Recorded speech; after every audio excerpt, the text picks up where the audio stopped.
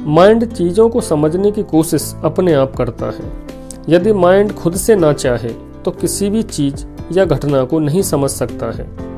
किसी क्लू या कॉन्सेप्ट को समझने की जिज्ञासा स्वयं से ही आती है। मोटिवेशन या बिलीफ ही माइंड को हर सब्जेक्ट समझने की अनलिमिटेड कैपेसिटी देता है। बात बस इंस्पिरेशन की है। जब माइंड के सामने कोई अननोन सब्जेक्ट आता है तो वह उसे समझने का प्रयास करता है। इस प्रयास को एफर्ट नाम देते हैं। लाइफ का एम है कॉन्शियसनेस हाई करना, जिसके लिए सेल्फ रिमेंबरिंग की ज़रूरत है। सेल्फ रिमेंबरिंग ही वह कॉन्शियस फोर्स है जिससे हम कोई वर्क कर पाते हैं या वर्क की डायरेक्शन को सही कर पाते हैं। ह्यूमन बॉडी पावरफुल और मिस्टीरियस नेचर का एक ऑर्गन है। जो वर्क नेचर अपने एफर्ट से करती है वह स्वतः ही होता जाता है, और जो काम ह्यूमन माइंड कॉन्शियस होकर करता है वो नेचुरल प्रोसेस से डिफरेंट होता है। इसलिए यहाँ दो चीज़ें हैं, वर्क करना और वर्क होना। जो काम अपने आप होता है उसका रिजल्ट नेचर को मिलता है, और जो काम किया जाता है उसका रिजल्ट माइंड बॉडी को मिलता है। दोनों बातों को डिफ्रेंशिएट करना जरूरी है। वर्क तभी किया जा सकता है जब माइंड एफर्ट करता हो। यदि माइंड एफर्ट नहीं करता है तो नेचर के लॉज से काम अपने आप होता चलता है, पर नेचर का इंटेंशन और मैन का इंटेंशन अलग अलग होता है। नेचर के कंटिन्यूस होते काम को माइंड अपने एफर्ट से कंट्रोल करता है। Effort means self remembering. Intellectual way mind के यूनिवर्सल लॉज को तलाशने और तराशने की कोशिश करता है, ऐसे लॉज जो सब जगह एक्सेप्टेबल हों।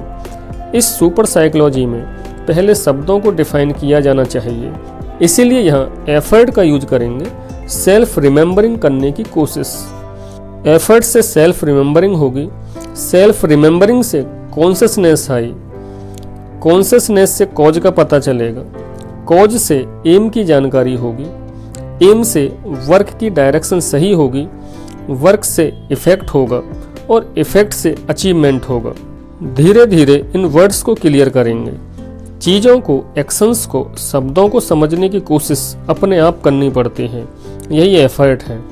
कॉन्शियसनेस क्या है, अवेयरनेस क्या है, सेल्फ फॉरगेटिंग क्या है, एम ऑफ लाइफ क्या है, कोई नहीं समझा सकता है, स्वयं से ही समझना है। यही एफर्ट है। आइए एफर्ट करते हैं। वर्क की डायरेक्शन सही ना होने का रीज़न है चीज़ों से आइडेंटिफाइड होना।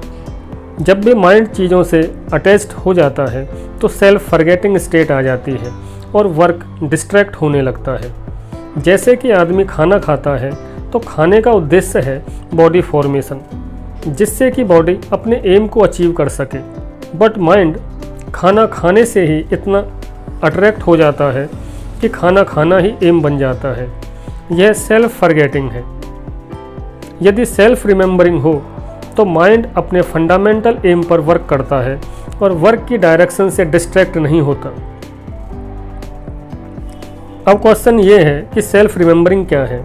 सेल्फ रिमेंबरिंग है अपने को फील करना, अपने को ऑब्जर्व करना। यह पॉइंट समझाया नहीं जा सकता, खुद से ही समझना होता है। हो सकता है कि माइंड अपने नाम को प्रोनाउंस करने को ही सेल्फ रिमेंबरिंग समझे, या मैं हूँ या मैं कौन हूँ, इस तरह के स्टेटमेंट्स को ही सेल्फ रिमेंबरिंग समझे। यदि ऐसा है तो यह मिसअंडरस्टैंडिंग है। सेल्फ रिमेंबरिंग एक इफ़ेक्ट है जो एफर्ट से आता है। सेल्फ रिमेंबरिंग एक अनस्टेबल स्टेट है, पल्सेज ऑफ शॉर्ट अवेकनिंग, जो इंटरनल फोर्स से आती है और अप डाउन होती रहती है। जैसे स्लीप से अवेकनिंग स्टेट में आने के लिए जो फोर्स लगाना होता है वह फोर्स सेल्फ रिमेंबरिंग का है। यह मैकेनिकल फोर्स नहीं है, यह कॉन्शियस फोर्स सेल्फ रिमेंबरिंग है। जब ऐसा एफर्ट लगाया जाता है तो माइंड अपने लेवल्स अपग्रेड करता है।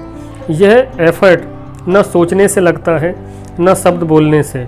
यही स्पिरिचुअल फोर्स है, सेल्फ फोर्स, जो खुद से ही समझना होता है। जब हम कोई काम कर रहे होते हैं तो सेल्फ रिमेंबरिंग से काम की क्वालिटी इम्प्रूव होती है। पेशेंस और एफर्ट से यह समझा जा सकता है कि सेल्फ रिमेंबरिंग क्या है।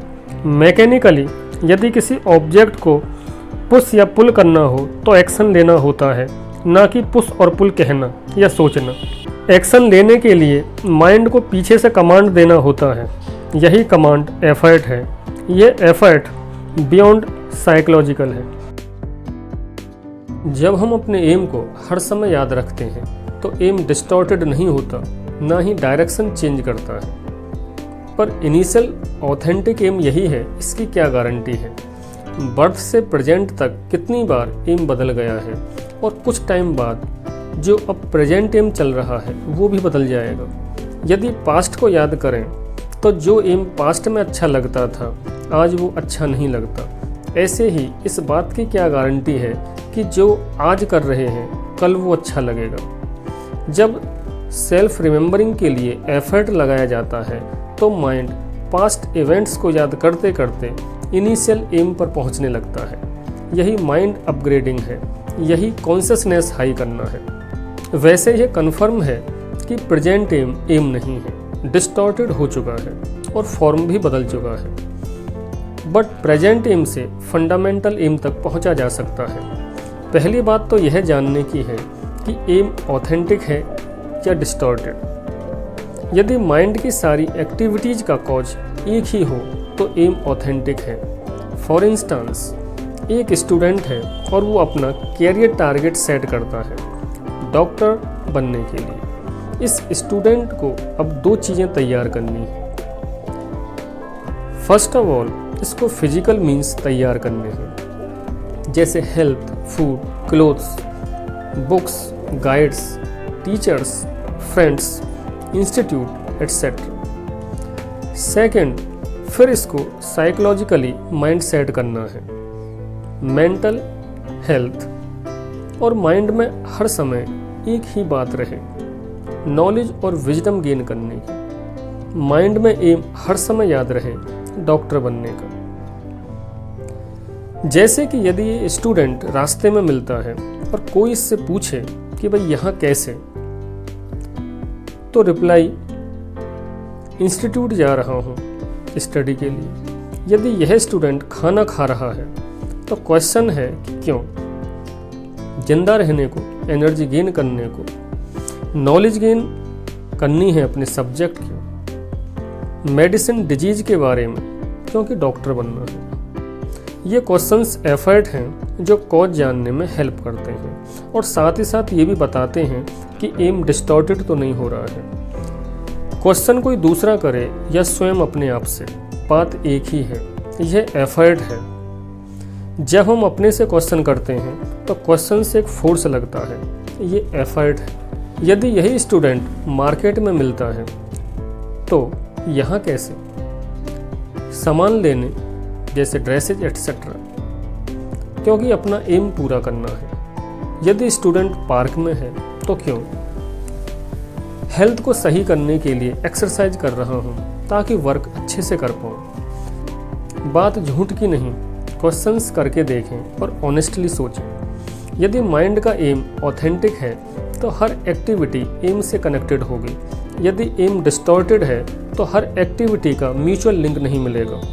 और ऐसा माइंड जिसकी हर एक्टिविटी का कोई लिंक नहीं है, खुद से ही यही पूछता रहता है कि मैं क्या कर रहा हूँ, क्यों कर रहा हूँ, सब लोग इस दुनिया में क्या कर रहे हैं, ये सब क्यों पैदा होते हैं और क्यों मरते हैं, कब तक हम अपनी डेली लाइफ ऐसे ही रिपीट करते रहेंगे, रोज़ रोज़ वही सुबह उठना, खाना खाना और सो जाना, ये कब तक होता रहेगा। तो ज़रूरत है अपने एक्शंस और इंटेंशंस को यूनिफाइड करने की, अपने कर्तव्यों और इरादों को एकसार करने की, विरोधाभासों को, कॉन्ट्राडिक्शंस को हटाने की। ज़बरदस्ती की बात नहीं होनी चाहिए, बैक में जाकर झांकना चाहिए क्या बात सही है और क्या गलत। सेल्फ रिमेंबरिंग का मतलब है कि माइंड जो भी एक्शन ले रहा है उसका कॉज पता करना, माइंड क्यों कर रहा है रीजन जानना। लाइफ में कॉज एंड इफेक्ट लॉ हमेशा एप्लीकेबल है। पास्ट में जो भी किया उसका एक डेफिनेट रिजल्ट रहा, सब कुछ लॉज पर बेस्ड है। पास्ट में जो किया वो कॉज है और फ्यूचर में जो हुआ वो रिजल्ट है। कॉज भी कभी रिजल्ट था और रिजल्ट भी कॉज बन जाएगा। जैसे पास्ट भी कभी फ्यूचर था और फ्यूचर भी आगे जाकर के पास्ट बन जाएगा।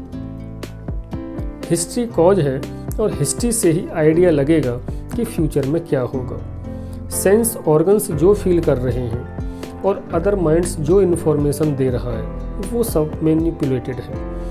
यदि कहीं कोई ऑथेंटिक हिस्ट्री है जिस पर बिलीव किया जा सके तो वो अपने माइंड और ब्रेन का डेटा है। सेल्फ रिमेंबरिंग से हिस्ट्री को उधेड़ा जा सकता है और कॉजेज के कॉज जाने जा सकते हैं।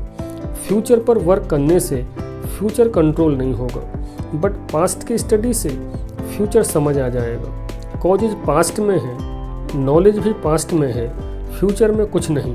पास्ट की स्टडी कॉज जानने के लिए करनी चाहिए।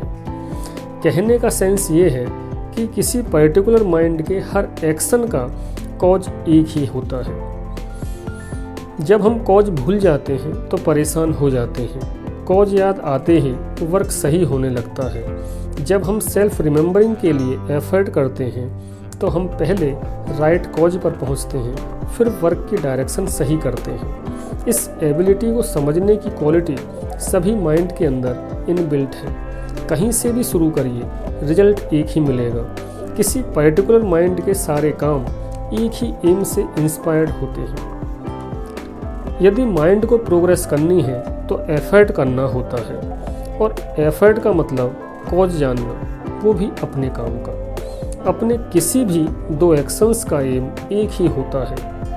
यदि कॉन्ट्राडिक्शन लगे तो यूनिफिकेशन के लिए एफर्ट करना है। इसी को कहते हैं सेल्फ रिमेंबरिंग। कारण को जानना, काम को जानना, कर्ता को जानना, अवेयरनेस को समझना, कॉन्शसनेस का मतलब समझना, सब एक ही बात है। रियलाइज करना है और एफर्ट करना है।